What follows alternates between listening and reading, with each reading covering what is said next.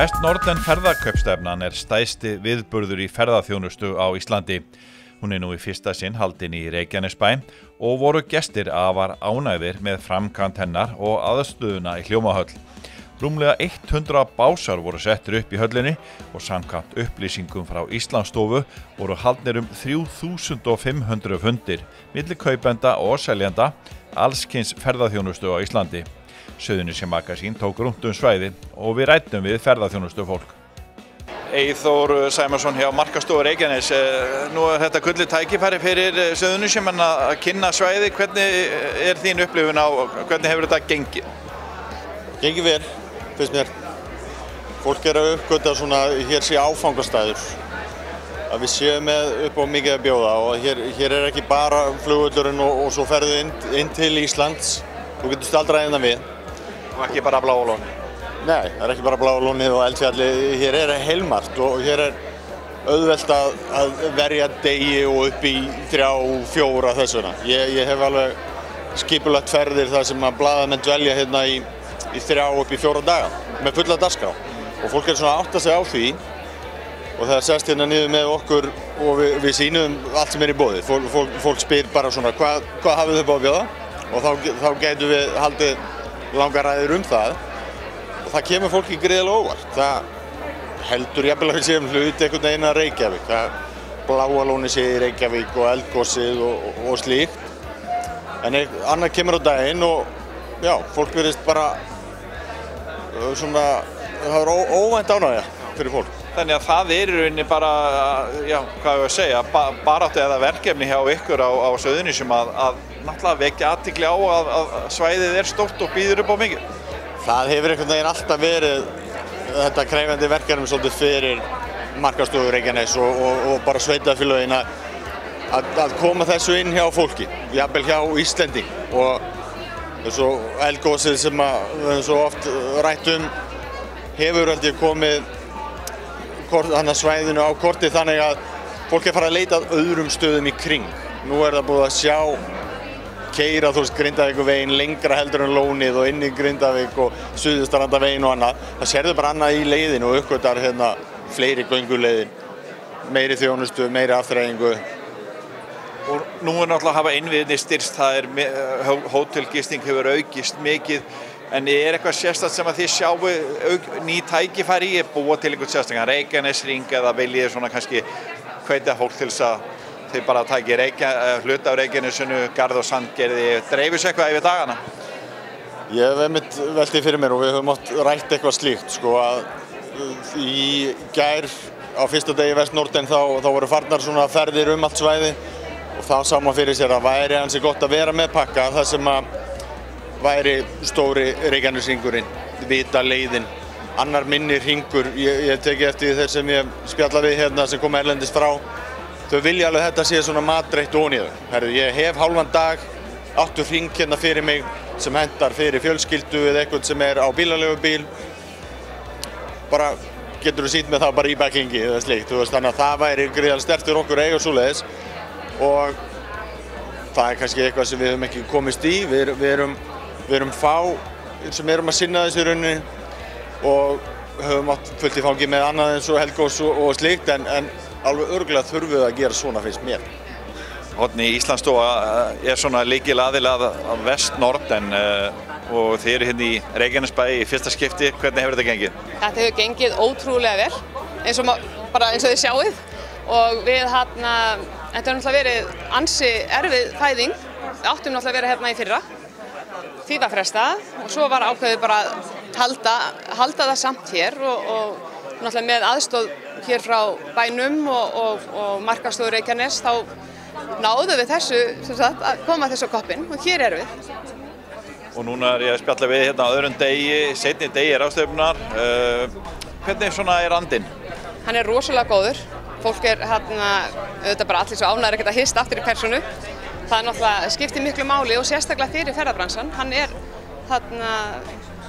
svona people, hvað segir maður, svona, já, persónu. Fólk þarf að hitta. Fólk þarf að hitta, sko. Þetta samtölin þurfa að eiga sér stað. Nú náttúrulega breytileg staða í heimsfaraldri þó hún sé ágætt hér. Hvernig svona Hvernig stendur Ísland á þessum tíma núna að hausti 2021? Já, við náttúrulega, sko, ég held að við stöndum vel og fólk talar það sem kemur að það hefur náttúrulega fylgst með okkur gegnum þennan tíma og við höfum svo sem rataði fréttir fyrir ýmislegt hvað við erum að gera margt vel og ég held við séum bara ennþá að gera vel. Við erum að sjá samt að við getum núna haldið svona viðburði og það er vel, það sem þýðir að ferðaþjónustan getur þrifist núna og við sáum náttúrulega mikið af ferðamönnum hingað í sumar frá eins og Bandaríkjunum og Evrópu og ég heyri ekki annað heldur en að Ísland sé bara á kortinu hjá rosalega mörgum kaupendum hér í dag. Heldur það sé meðal annars út af svona, stöðun í COVID? Eða er það bara Ísland stórt en lítið land, nóg pláss og hentar vel fyrir kannski sumar sem eru ennþá pínu hræddir í heimsfaraldri? Já, sko, ég held að sé svona margt sem kemur til. Hér náttúrulega, hér pláss, hér getur fólk verið út í náttúrunni, eitthvað sem að margir hafi ekki getað gert kannski undanfarið 1,5 ár. Ísland var til dæmis eiginlega, held ég, 1 af 3 löndum sem var opið fyrir Bandaríkin mjög lengi, núna á vormánuðum og í sumar. Þannig að þú veist, ég held að séu margar ástæður, svo Ísland líka áfangastaður sem að hrífur fólk og við sjáum að hér kemur fólk aftur og aftur og þannig að ég held að sé margt sem að svo sem kemur til en auðvitað hefur, hvernig við höfum staðið að COVID, held ég hafi líka bara sagt, þú veist, við erum að gera vel, það skiptir máli líka. Svo sér ferðafólk í útlöndum náttúrulega kannski meira af Íslandi á internetinu, það eru innviðin hafa styrst, það hafa hótel orðin mun fleiri, þetta hjálpar allt til. Já, það gerir það. Við náttúrulega nýttum líka tíman mjög vel, bæði sko ríkisstjórnin gerði margt mjög gott til þess að hjálpa fyrirtækjum og sko landsvæðunum að byggja upp og það var ótrúlega gaman að geta kynnt það hérna í gær fyrir kaupendunum hvað við höfum verið að gera og við hjá Íslandsstofu höfum verið með markaðsaðgerðir í gangi allan þennan tíma og það rosalega skrítið að vera með markaðsaðgerðir þegar fólk getur ekki ferðast þannig að við þurftum að finna leiðir og við vissulega gerðum það og það hefur líka sannarlega borgað sig. Sigrún, þið eru frá nýja Marriott hótelinu í Reykjanesbæ. Er þetta fyrsta skipti sem þið eru á þessari kaupstefnu? Já, þetta er fyrsta skipti og fyrsta skipti sem ég er á svona sölusýningu. Ótrúlega gaman og bara frábært að kynnast öllu þessu fólki sem er í þessum bransa og bara gaman að fá að kynna hótelið fyrir öllum að því að við erum ný. Hvernig finnst þér svona tónninn vera í fólki? Bara ótrúlega jákvætt og maður sér að það eru bjartari tímar framundan í ferðaþjónustunni. Þannig að þetta er bara held ég alltaf að fara á fullt flug. Nú er ótt að segja að Marriott hótel í Keflavík, það opnaði hreinlega þegar COVID var að byrja. Þetta er náttúrulega alveg magnað hvernig þið upplifðu þetta. En hvernig hefur þetta ár verið hjá ykkur? Heyrðu, það hefur verið bara svona nokkuð gott með aðstæður og við gengum í gegnum erfiða tíma eins og bara allir í ferðaþjónustunni á Íslandi. En ég tel okkur hafa bara komið nokkuð vel út úr því. Og við gerðum í rauninni bara það besta sem við gátum gert. Meðan landið var lokað þá bara herjum við á innanlandsmarkaðinn og bara reyndum að gera það besta úr aðstæðunum. Tómas, Hljómahöllin er svona hvað segir maður, ungur aðili í ferðaþjónustunni og er rétt að slíta barnskónum ef svo má segja, opnaði hérna fyrir nokkra mánuð síðan. En þið eru náttúrulega að laða til ykkur ferðamenn, bæði íslenska og útlenska. En núna eru þið með þessa risastóru kaupstefnu hérna. Hvernig hefur þetta gengið? Þetta hefur bara gengið mjög vel sko, eiginlega bara eins og í sögu. Þetta er búið að vera lengi á leiðinni og maður er búinn að láta sig dreyma þetta lengi.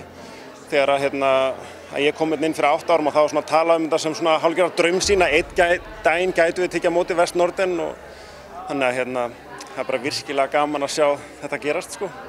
Þetta hefur verið svolítið skipulagning hjá ykkur. Það eru básar hérna, margir tugir bása og 100 manna? Já, mér skilst að básarnir séu 103 og gestirnir séu 500 sko. Þannig að já, og þetta náttúrulega sprakk svolítið hjá, skráningin var mjög góð hjá þeim. Þetta átti uppálega bara að vera í stapa og svona, en svo er þetta verið að nota bara í raun hvernig einasta fersentum núna sko. Og hvernig finnst þér svona andinn, tónninn vera í fólki að hittast aftur? Mér finnst það bara að vera mjög góður. Ég held að fólki sé mjög glatt að fá að hittast aftur og mér sýnist líka svona tannhjól ferðaþjónustunnar að vera svona smell aftur. Og það er allir mjög spenntir að takast á við komandi vetur og næsta sumar sko. Hafið þið hjá Hljómahöllinni, nýtið þið tækifærið og kynnið ykkar? Já, ég myndi svona kannski gríni sagt segja að við værum með stærsta básinn hérna. Að ekki bara þetta á Reykjanesinu heldur þetta líka inn í þessu flotta húsi sko. En já, við erum að spjalla við aðila og sýna þeim gagnvirku plötuspilarana og sýna þeim salakynnin og svona. Og líka það að Hljómahöllin með þessa flottu aðstöðu hefur verið að sækjast eftir stórum viðburðum og eru þið að sýna núna að þið getið tekið við svona stórum viðburðum?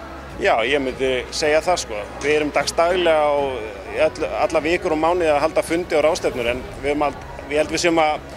ég held að Vest Nordic sé svona eitt svona rósin í okkar hnappakka að sýna að við getum líka gert kaupstefnur sem ekkert sjálf gefið. Það þarf mjög margt að ganga til að geta gert kaupstefnu, tækni og pláss og aðstæð og kannski hótelherbyggi fyrst og fremst líka. Þannig að já, ég myndi segja svona að Hljómahöllin og aðstæðan á svæðinu þetta sé alltaf svona smella. Þannig að það er bara bjart framundan og þetta er náttúrulega risastór auglýsing fyrir Reykjanesi. Já, ég held að þetta sé að opna mjög mörg tækifæri fyrir þetta hús sko, svo ég tala ekki Reykjanesbæ. Addi, hvernig svona hefur þetta gengið?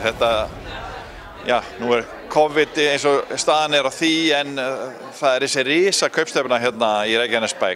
Og þið hjá Iceland er mjög stór í bransanum. Hvernig er staðan hjá ykkur? Hún er bara mjög góð. Alltaf æðislegt að sjá að hitta alla á ný. Þessi kaupstefna er alltaf mjög vel heppnuð. Hvað þá núna í Reykjanesbæ og allir svo glaðir að koma saman og það er svo mikið birta framöndan. Hver eru svona, nú eru fólk að heimsækja þig á básinn hérna eins og þetta er kaupstefna. Er eitthvað sérstætt í gangi núna eða er boltinn að fara að rúlla aftur eins og hann var að gera? Já, sko bæði og. Hjá okkur er náttúrulega stóru fréttirnar á þessum markaði er samþættingin hjá Icelandair og Iceland Connect.